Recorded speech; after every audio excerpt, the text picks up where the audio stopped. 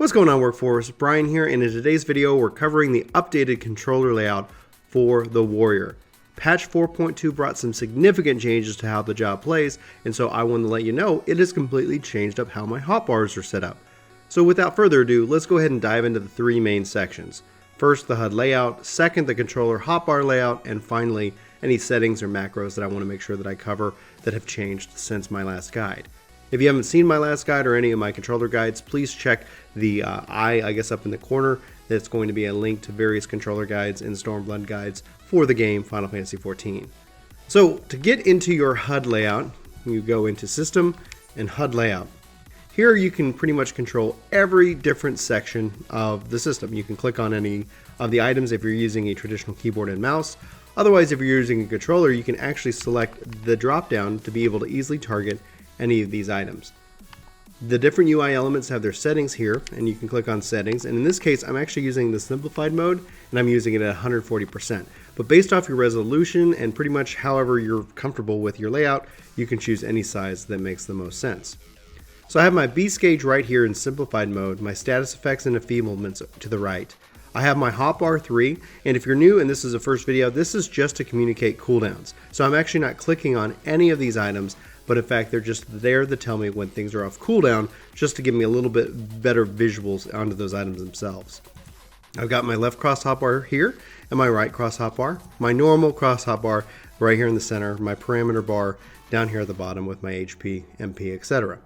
Up here on the left I have my progress bar, my focus target bar, and my enemy list, party, target, and experience bar at the top. Now, pretty much I try to keep everything kind of within what I call the kill box, a nice little window here that lets me know what's all going on at any particular time. I like to have my enemy list over here on the side, especially as a tank, that I can easily target and select the different items there.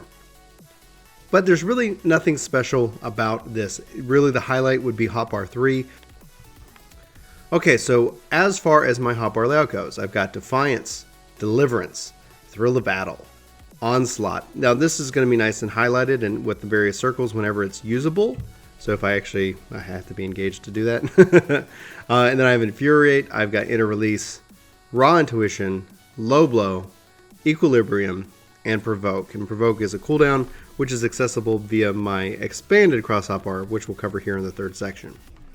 Then over here on the right hand side for my double cross hotbar, I've got a Mega Potion, Thrill of Battle, Raw Intuition, and Equilibrium. Equilibrium and Thrill of Battle typically being a healing if I'm in tank stance. Equilibrium end up being a TP recovery if I'm in Deliverance. So this is a very, very flexible skill, one of the best in my opinion. Now I have Unchained.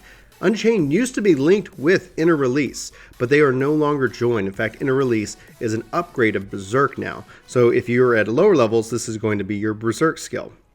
The reason why this is important is both actually exist on a 90-second cooldown, and you can pair these up if you're tanking. So a good example when this would be very valuable is if you were tanking and you were doing, let me go ahead and put it in tank stance. So I would be in Unchained, and then I would want to Inner Release, and then I can Steel Cyclone for days. Day after day after day. And that's really where this becomes a good hand, because these are on that 90-second setting. Now, if you were, this would be an AoE kind of example. If you're obviously having a lot of different ads around you, Steel Cyclone being something that heals you, very exciting, very awesome to have. Now, again, remember the 90 seconds, because that's going to be paired up. Infuriate on a 60-second cooldown, so not necessarily the 90 seconds. You can obviously do this more and more often, but if you're in a tanking mode, if you're doing a lot of AoEs, these pair real well together. Now, if you're fighting a single target, a boss, think of these as kind of offsetting each other, where if you're if you're sitting on Unchained now, I would recommend using it because there's really no disadvantage, because you can use it and only within the Defiant stance. If you're in Deliverance, it's not accessible. So if you're going to use Deliverance and you're going to use Fail Cleave, which would be right here, then you can't really take advantage of this. So it's a good option to offset this whenever you're in tanking, to make sure that you're not sitting here, waiting, etc. for that time. But that's neither here nor there. We can get more into the theory crafting of Warrior in a later video. I have Vengeance and then Infuriate. The reason I ended up moving Infuriate right over here is because I'm going to use it a lot more often, and I want to make sure that it's easily accessible without too many clicks to be able to navigate around.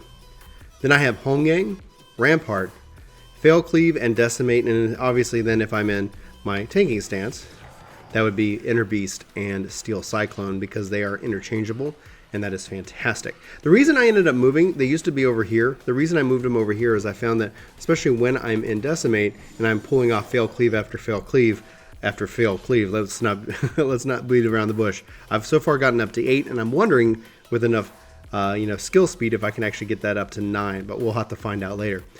Is that I wanted an easy and comfortable position, aka the A or the B button, whenever I'm especially moving around. Before, over here, when they were on the right button, it ended up being very difficult and hard to use and hard to navigate, because I had to take my thumb off of the movement stick to be able to pull that off. And if the boss moved, it could mean I might actually miss a couple seconds on fail cleave, which could mean a whole extra fail cleave in my mind. Anyway, so like I said, a nice little defensive boost, a nice little life-saving boost right here. Then on the right-hand side, obviously just 2 changes.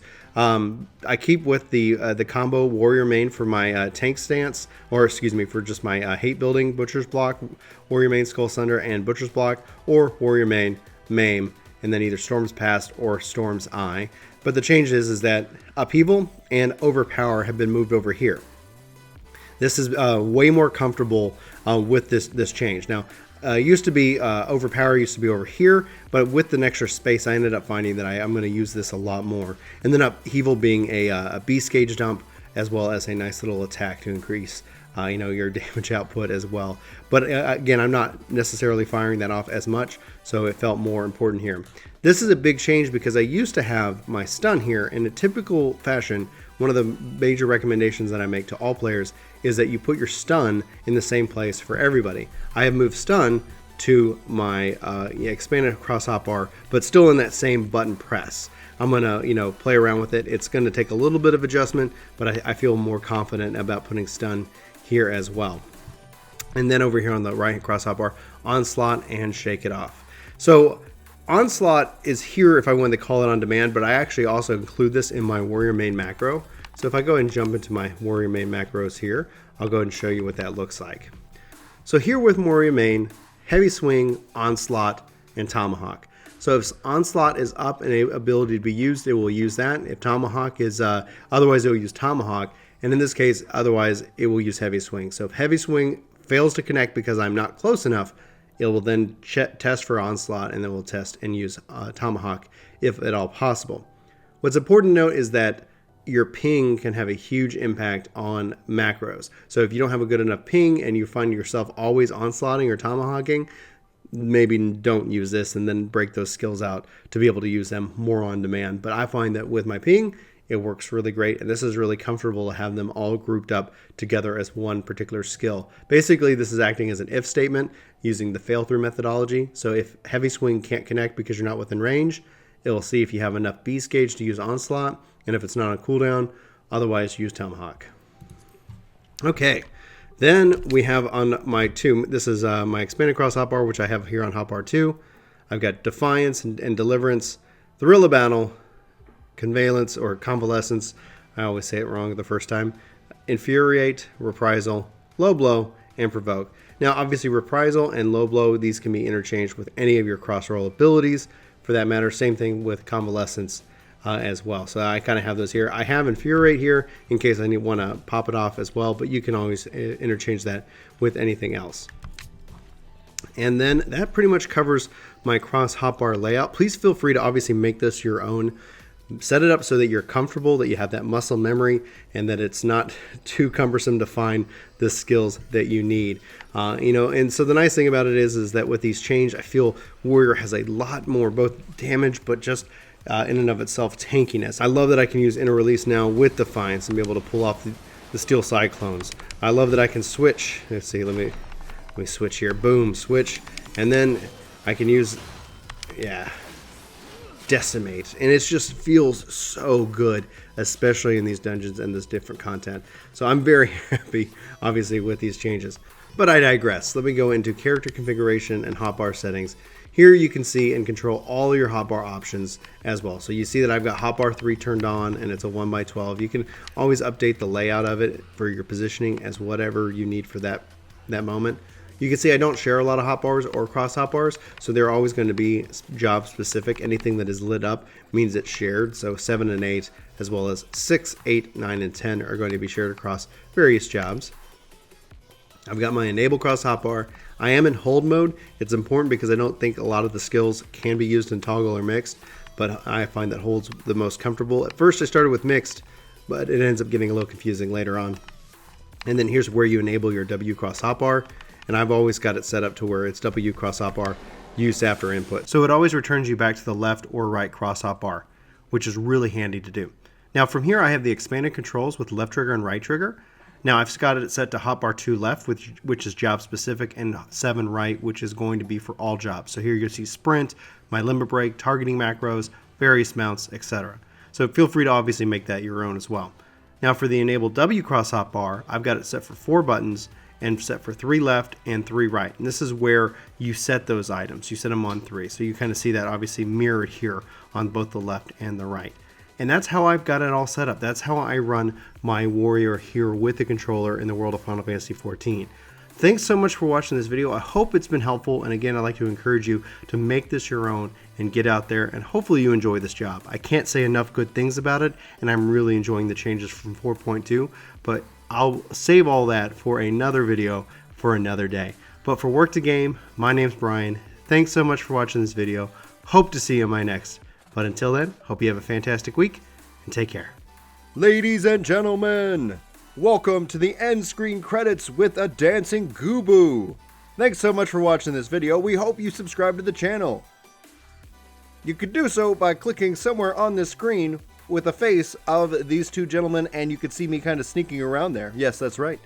I'm your illustrious host, Chuck, mastermind of it all. These guys work for me. You should totally subscribe because I've got them working really, really hard. Yes. But anyway, I'm a good boss. Anyway, guys, I don't really know how to end this. I'm not really used to being on camera. Either way, subscribe. We hope you do. Otherwise, have a fantastic Gooboo day.